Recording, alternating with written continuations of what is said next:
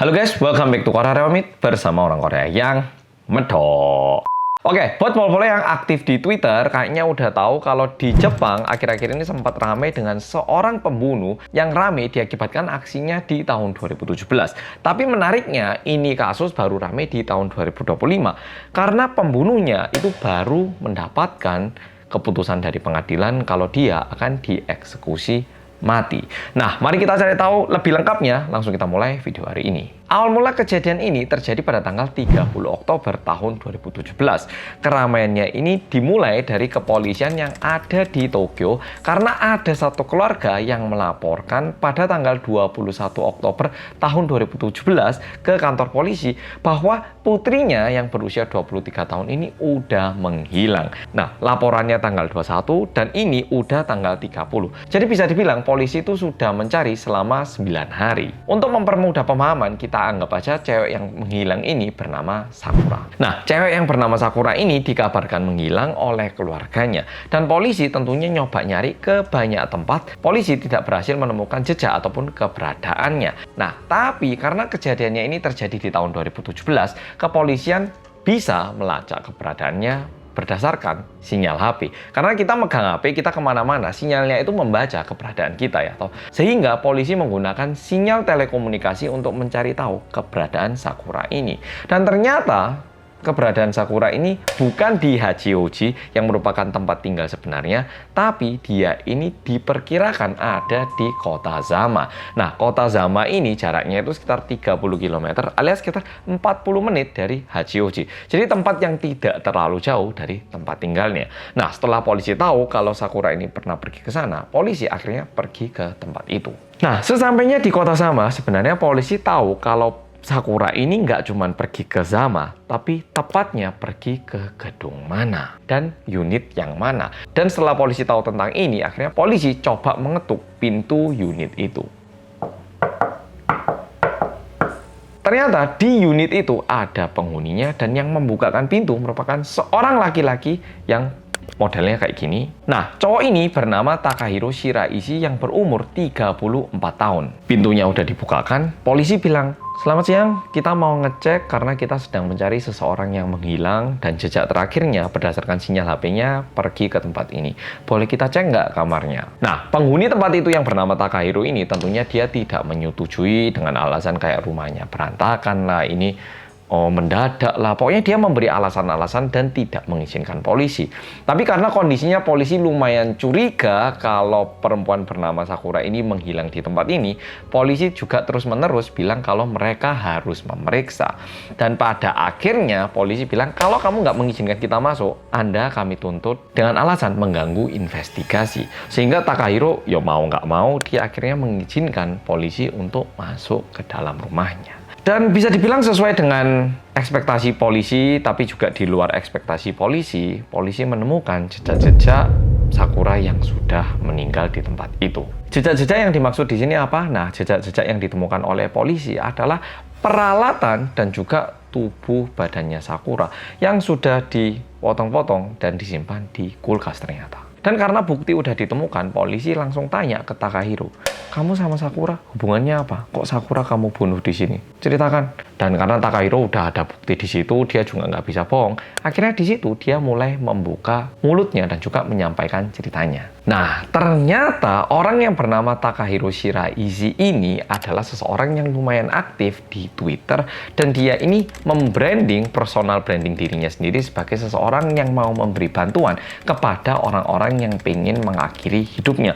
Jadi kalau misalnya ada akun-akun yang ngepost bilang aku pengen mengakhiri hidupku ini udah sampah, gagal, dia ini malah menjadi orang yang mengkonsultasikan orang itu, memberikan semangat dan juga memberikan motivasi, berharap ini orang tidak give up hidupnya, nggak nyerah gitu, tetap berusaha bangkit kembali dan terus melanjutkan hidupnya. Jadi orang-orang yang stres, yang udah depresi, yang udah kehilangan harapan di dalam hidupnya, itu sering banget menghubungi cowok bernama Takahiro Shiraishi ini. Dan ternyata di Twitter dia itu terkesan sangat membantu sehingga orang-orang yang depresi dan juga membutuh bantuan ini, mereka itu benar-benar pingin ketemu Takahiro Shiraishi dan Takahiro Shiraishi pun mengiyakan pertemuan itu. Dan seringkali dia mengundang orang-orang untuk datang ke rumahnya. Dan entah kenapa kebanyakan orang-orang yang ditargetkan sama Takahiro Shiraishi ini adalah cewek-cewek muda yang berusia 15 hingga 26 tahun. Jadi alasan yang diberikan oleh Takahiro Shiraishi kepada korban-korban ini adalah, kamu tak kasih konsultasi gratis, tak lihat saya kondisi psikologimu itu sekarang kayak apa. Siapa tahu kamu butuh bantuan dan aku bisa ngasih bantuan.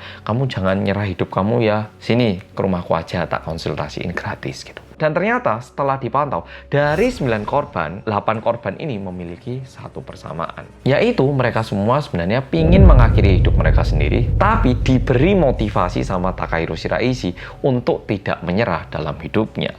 Dan semuanya ini terjadi dari kasus pertama. Jadi awal mulanya ada seorang perempuan kita namai bernama Rei. Dia juga udah mau menyerah dalam hidupnya, tapi jadi kenal Takahiro Shiraishi. Dan Takahiro Shiraishi ini menawarkan untuk Rei tinggal di tempatnya untuk konsultasi dan juga berharap dia bisa membaik. Pada waktu itu perempuan bernama Rei itu berusia 21 tahun dan karena dia udah sangat depresi, udah sangat down, dia ini sangat membutuhkan bantuan dan Takahiro menawarkan, tapi karena nggak ada tempat, bahkan Rei yang memberikan uang deposit untuk mencari tempat tinggal yang bisa ditinggali bersama. Dan akhirnya mereka mulai tinggal bersama dan mereka itu tinggal bersama di bulan Agustus tahun 2017. Dan setelah beberapa hari, Rei itu ngerasa dia udah nggak mau lagi tinggal bareng cowok bernama Takahiro ini. Dan tentunya karena Rei mau balik ke rumah aslinya, dia pun meminta Takahiro untuk keluar dari tempat ini dan minta uang depositnya dikembalikan. Ya kalau misalnya kamu mau tetap tinggal di sini nggak apa-apa, tapi uang depositnya gantian gitu.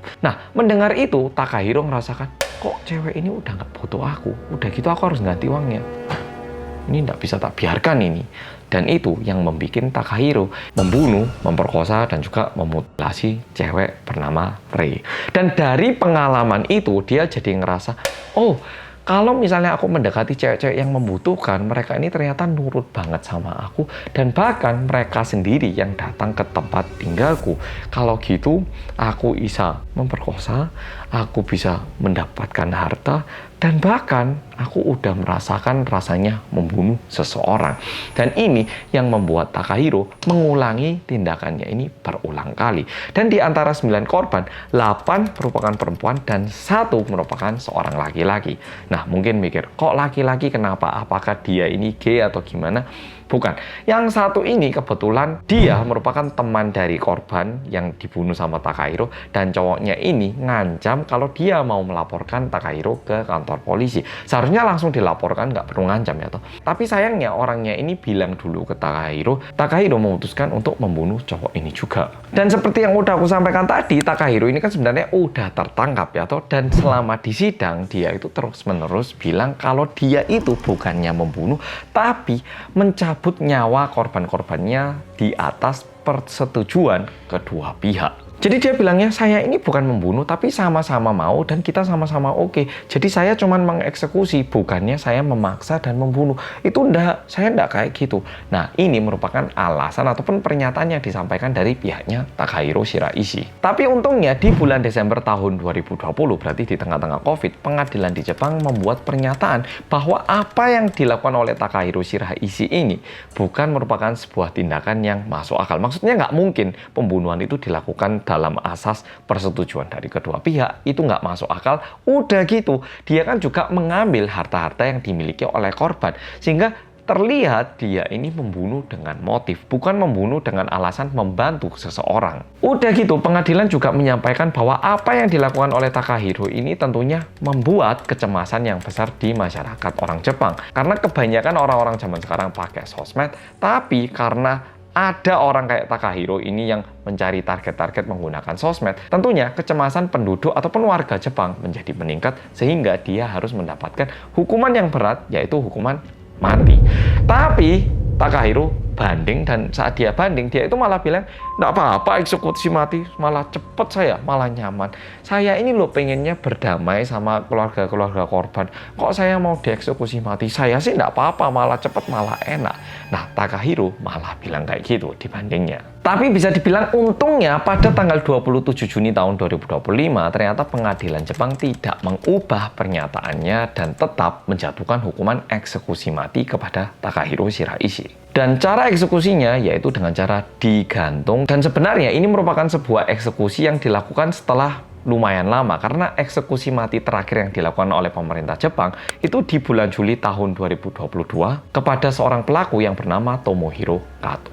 Nah, masalahnya setelah pembunuhnya ini dieksekusi mati, ternyata ini juga menjadi sebuah keramaian di Jepang karena ada keluarga-keluarga korban yang merasa pembunuhnya kok enak banget cuman dihukum. Dia itu seharusnya dipenjara, hidupnya itu dibuat sangat tidak bermakna, dia harus menyesali perbuatannya hingga dia mati. Tapi kalau dihukum mati, itu mah keenaan buat dirinya. Nah, ada juga yang beropini seperti ini ternyata.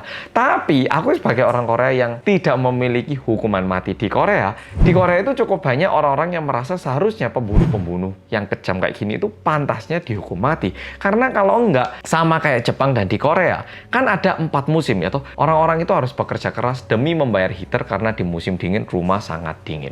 Di musim panas harus bayar AC. Udah gitu biaya hidup mahal. Harus nyari kerja dengan gaji yang sangat kompetitif. Kehidupan kita di luar ini loh sangat susah banget, tapi pajak-pajak kita ini malah digunakan untuk melindungi orang-orang ini di sel. Mereka sakit juga diobati, mereka lapar dikasih makan, waktu jam juga dikasih, di musim dingin dibuat hangat, di musim panas juga dikasih AC. Dan orang-orang Korea itu lumayan banyak yang merasa pembunuh-pembunuh ini merupakan orang-orang yang memakan pajak secara gratis, sedangkan orang-orang baik itu yang malah bekerja dan harus menuangkan banyak uang untuk membayar pajak, sedangkan mereka menikmati pajak-pajak itu setelah membunuh orang. Tapi di sini, di Jepang terkesan agak terbalik, karena dengan dieksekusi mati, ada keluarga-keluarga korban yang merasa hukumannya itu terlalu ringan. Nah, aku pengen tanya, kalau menurut Polo-Polo, pembunuh-pembunuh gila kayak gini, itu enaknya dikasih hukuman apa? Penjara seumur hidup atau eksekusi mati? Coba tuliskan di komen. Dan yep, video kali ini sampai di sini. Makasih sudah nonton dan sampai jumpa di video berikutnya.